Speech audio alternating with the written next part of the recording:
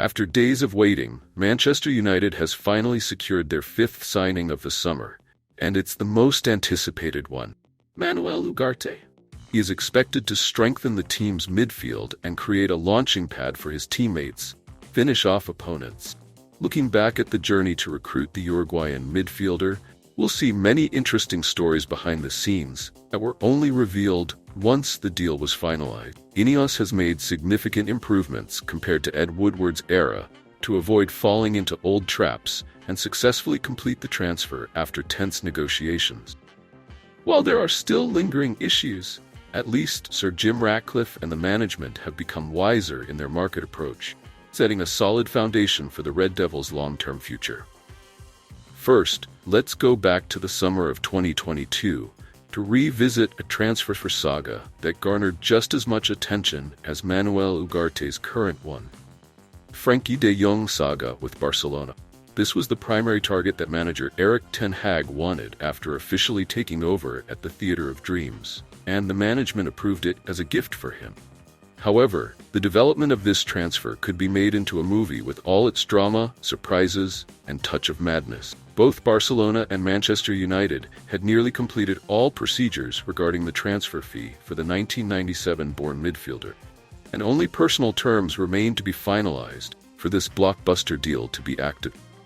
But then an unbelievable truth emerged, prolonging the story until August. The wage issue at Camp Nou. The Catalan giants owed substantial salaries to many of their stars, with payments delayed from the difficult COVID period until the present. De Jong was among those owed the most, due to his high wages at Blaugrana, and this became the binding factor preventing him from leaving freely. Richard Arnold and John Murtough even personally traveled to Spain multiple times hoping to finalize the deal. Reputable journalists also confirmed that everything was completed, but in the end, the blockbuster movie-like scenario closed with a tragedy as Erik ten Hag couldn't reunite with his long-desired muse. Since then, the long-running saga of this transfer has completely died down. Meanwhile, the Red Devils managed to bring in Casemiro, an extremely quality signing with 5 Champions League titles. The Brazilian midfielder's winning mentality and championship DNA helped the Old Trafford side change positively. They finished in the top 3 in the 2022-2023 season, along with 2 consecutive Carabao Cup and FA Cup titles.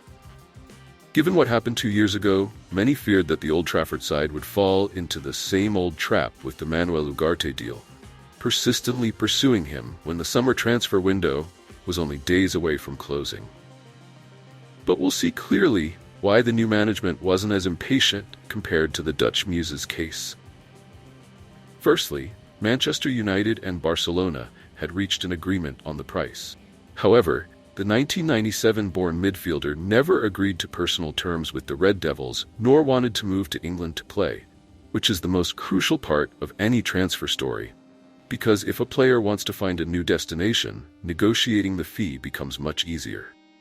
In Manuel Ugarte's case, through his agent Jorge Mendes, he had already settled all personal terms with the English representatives and was only eager to complete everything to join the Theatre of Dreams. Thus, Paris Saint-Germain would almost certainly be unable to use the former Sporting Lisbon star anymore, leaving Manchester United confident that they held the upper hand in negotiations, as the French-rich club was only trying to find a way to break even compared to what they had spent a year ago. Previously, the management had proposed a loan option with a buy clause, but choosing the most reasonable requirements was not easy. However, when Scott McTominay and Facundo Pellistri were sold, the Red Devils decided to buy outright.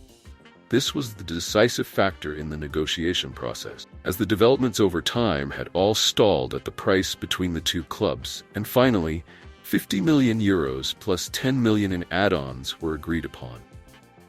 Considering this figure, the Old Trafford side has gained an advantage. For now, they will pay $50 million up front, $10 million less than what Paris Saint-Germain had hoped for.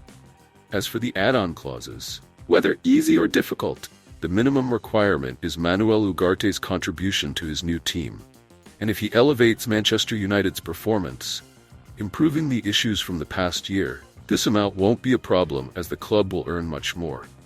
Additionally, there's an interesting piece of information we've updated from leading newspapers to share with our audience.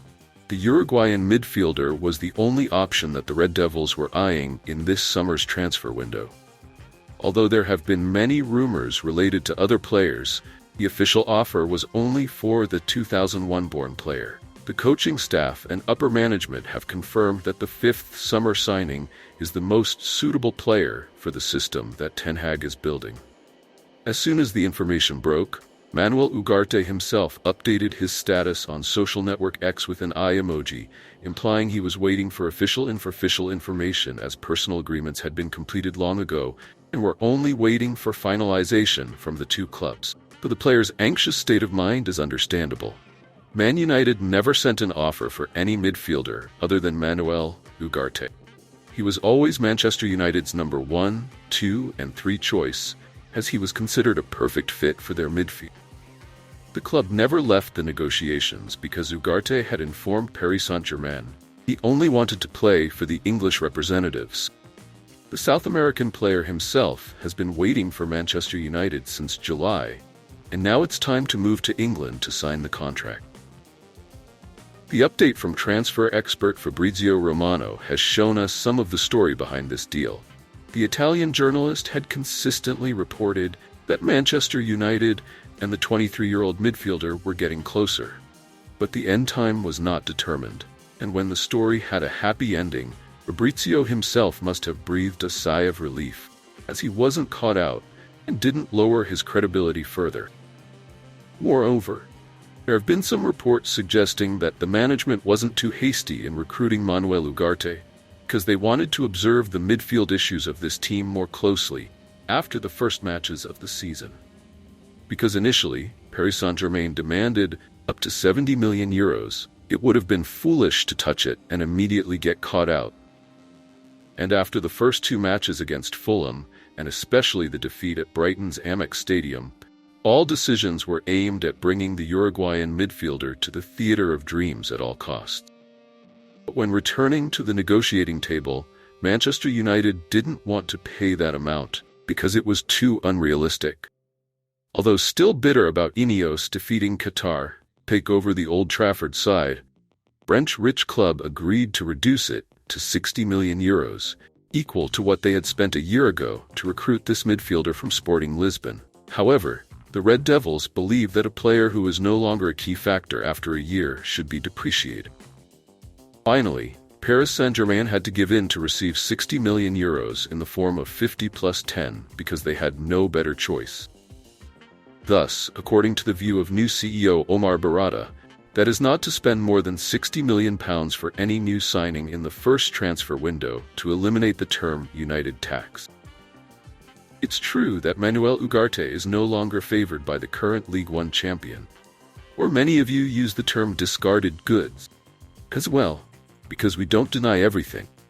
But not every player who isn't favored at their old club will fail at their new club. Remember what the Dutch duo did when they left Real Madrid to achieve success.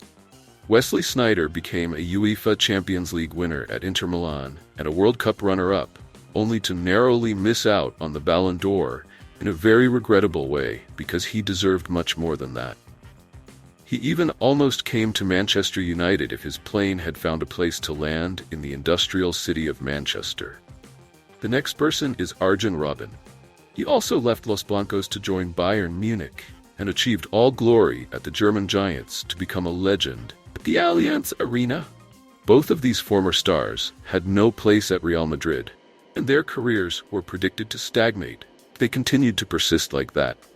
But then when they found the right destination, everything went very smoothly. Manuel Ugarte is still very young at just 23 years old, and he still has a long time to improve himself and progress to an even higher level. The two stories we told are just typical examples of many cases where one cannot succeed at one club but will shine elsewhere.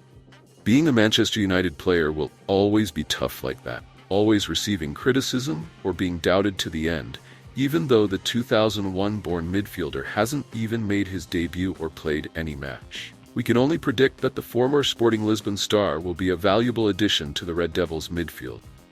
because besides the new signing from Paris Saint-Germain, it's hard to find any other name of better quality. And from this story, Ineos once again makes us admire them. That is knowing how to correct mistakes, taking advantage of all factors to bring benefits to themselves at the negotiating table, and always being proactive in all situations. Even willing to make trade-offs because they don't want to fall into old traps.